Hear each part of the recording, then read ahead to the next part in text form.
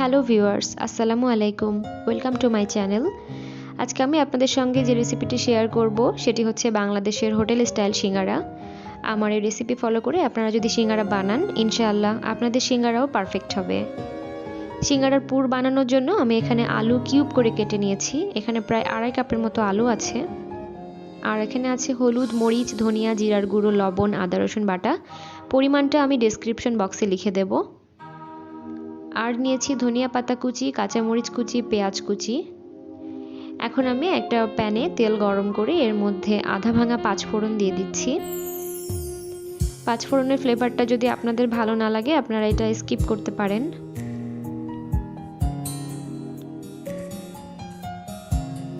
এবার আমি একে একে এর মধ্যে সব মশলাগুলো দিয়ে দিচ্ছি। মশলাটাকে একটু একটু করে পানি দিয়ে কষিয়ে নিতে হবে। এই প্রসেসটা 2-3 বারে করতে পারলে ভালো, তাহলে আলুর টেস্টটা ভালো আসবে। আমি একটু একটু করে পানি দিয়ে এই মশলাটাকে কষিয়ে নিচ্ছি। ততক্ষণ পর্যন্ত কষিয়ে নেব যতক্ষণ না তেলটা উপরে উঠে আসছে। এবার আমি এর মধ্যে কেটে রাখা আলুগুলো দিয়ে দিচ্ছি। আলুটা দিয়েও বেশ কিছু সময় কষিয়ে নিতে হবে যতক্ষণ না আলুর গায়ে একটা চকচকে ভাব চলে আসছে।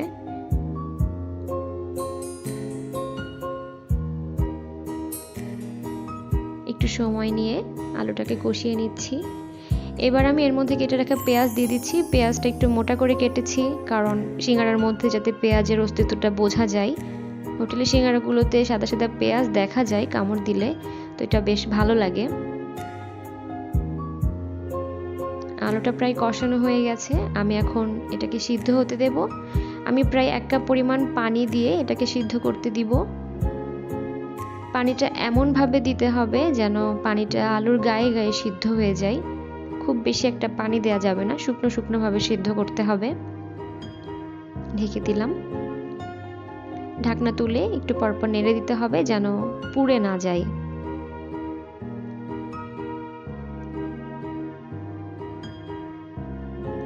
এবার আমি এর মধ্যে কাঁচামরিচ কুচি আর ধনিয়া পাতা কুচি দিয়ে দিচ্ছি। এই পর্যায়ে কাঁচামরিচ কুচিটা দিলে সিঙ্গারার পুরের মধ্যে কাঁচামরিচের একটা সুন্দর ফ্লেভার আসে, যেটা খেতে বেশ ভালো লাগে। আলুটা সিদ্ধ হয়ে গেলে এভাবে চামচ দিয়ে আধা ভাঙা করে দিতে হবে, তাহলে আলুর পুরটা একটু আঠালো হয়ে আসবে এবং খেতেও বেশ মজা হবে। আমি আলুগুলো সব আধা ভাঙা করে দিচ্ছি চামচ দিয়ে, যতটুকু সম্ভব করা যায়। এবারে আলুর পুরটা রেডি। আমি এটাকে পুরোপুরি ঠান্ডা হতে দিব। ঠান্ডা না হলে এটাকে ইউজ করা যাবে না। এবার ময়দার ডোটা বানিয়ে নেওয়ার পালা। আমি এখানে প্রায় 2 কাপ পরিমাণ ময়দা নিয়েছি, আর এখানে 1 কাপ পানি আছে, 4 টেবিল চামচ সয়াবিন তেল, চিনি, লবণ আর কালিজিরা। এখানে প্রায় 1 চা চামচ চিনি, 1 চা চামচ লবণ আর হাফ চা চামচ কালিজিরা নিয়েছি। এখন আমি এই শুকনা উপকরণগুলো একসাথে ময়দার সঙ্গে ভালোভাবে মিশিয়ে নেব।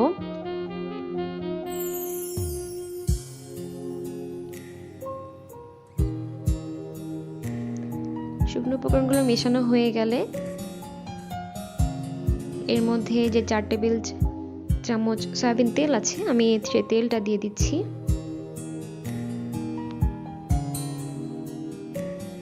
তেলটা দিয়ে একটু ঘষে ঘষে ময়দার সঙ্গে মেখে নিতে হবে।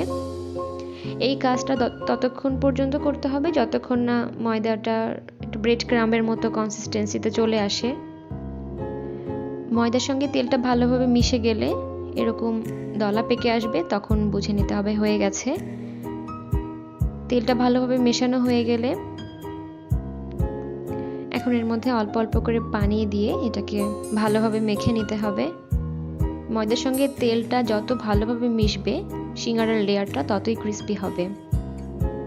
এবার একবারে বেশি পানি দেবেন না, অল্প অল্প করে পানি দিয়ে ডোটা বানিয়ে নিতে হবে। নিচে একটু শুকনা ময়দা থাকতেই পানি দেওয়া স্টপ করে দিতে হবে এবং ওইটুকু পানিতেই পুরো ময়দাটা ভালোভাবে মথে নিতে হবে।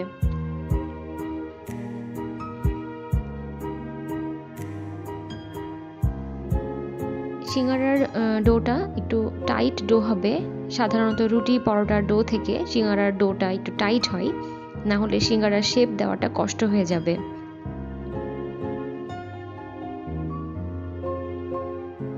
এটাকে একটু সময় নিয়ে ভালোভাবে মথে নিতে হবে। এই যে দেখেন এরকম শক্ত একটা খামির হবে, যেন হাত দিয়ে টেনে ছেঁড়া যায় না, এরকম টাইপের। এবার আমি এটাকে একটা ভেজা কিচেন টিস্যু দিয়ে 15 মিনিটের জন্য রেস্টে রেখে দেব।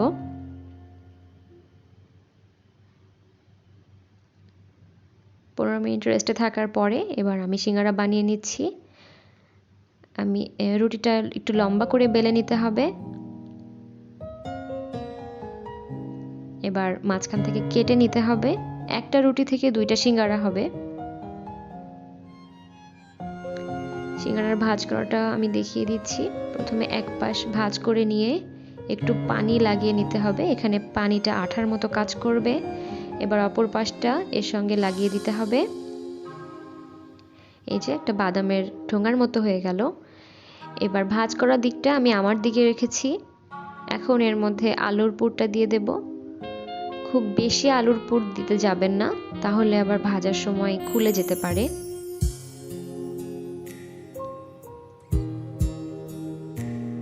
এবার অপর পাশে একটু পানি লাগিয়ে নিতে হবে। এবার এটাকে একটা শাড়ির কুচির মতো ভাঁজ দিয়ে 2 পাশটা লাগিয়ে নিতে হবে। ব্যাস হয়ে গেল সিঙ্গারা। আমি আরও একটা সিঙ্গারা বানিয়ে দেখিয়ে দিচ্ছি। প্রথমে এক পাশে এরকম ভাঁজ দিয়ে নিতে হবে, তারপর একটু পানি লাগিয়ে অপর পাশটা এর সঙ্গে লাগিয়ে দিতে হবে। এইবার এটা একটা বাদামের ঠোঙার মতো হয়ে গেল। এবার ভাঁজ করার দিকটা আমি আমার দিকে রেখেছি। এখন এর মধ্যে আলুর পুরটা দিয়ে দিতে হবে।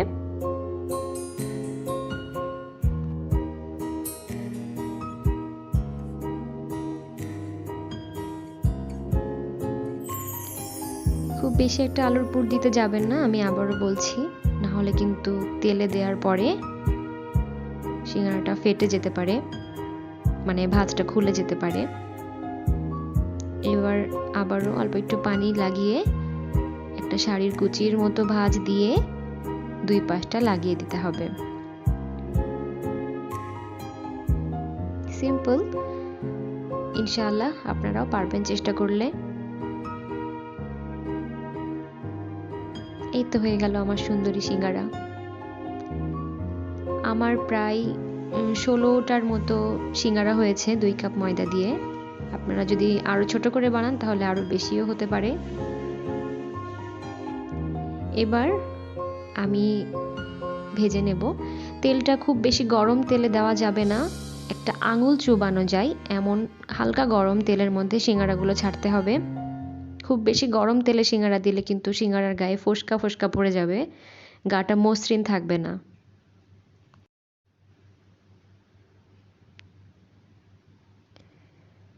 আর সিঙ্গারাগুলো অবশ্যই ডুবো তেলে ভাজতে হবে।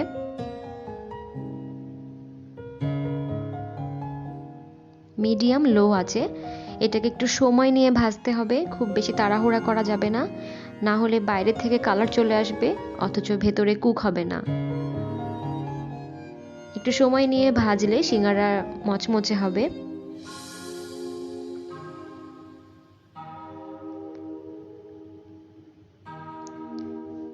একটু আমার এক একটা ব্যাচ ভাজতে প্রায় 15 মিনিট সময় লেগেছে।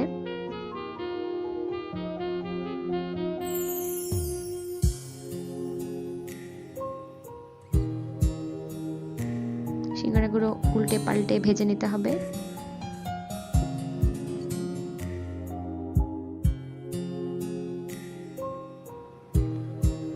এই যে আমার সিঙ্গারাগুলো কিন্তু প্রায় ভাজা হয়ে এসেছে। আমি একদম অল্প আঁচে এগুলোকে ভেজে নিচ্ছি। সুন্দর গোল্ডেন ব্রাউন কালার আসা পর্যন্ত এগুলোকে ভেজে নিতে হবে।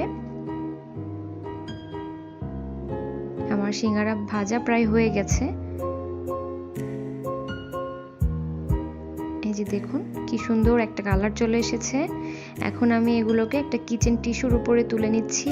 ভালোভাবে তেল ঝরিয়ে এগুলোকে তুলে নিতে হবে এবং অবশ্যই অল্প গরম তেলে অল্প আঁচে এগুলোকে একটু সময় নিয়ে ভাজবেন, তাহলেই আপনার সিঙ্গারাগুলো একদম মচমচে হবে এবং গাটা এরকম মসৃণ হবে। আমার রেসিপি যদি ভালো লেগে থাকে অবশ্যই লাইক, কমেন্ট এবং শেয়ার করবেন। আর অবশ্যই আমার চ্যানেলটা সাবস্ক্রাইব করতে ভুলবেন না। সবাই ভালো থাকবেন, আমার জন্য দোয়া করবেন। আল্লাহ হাফেজ।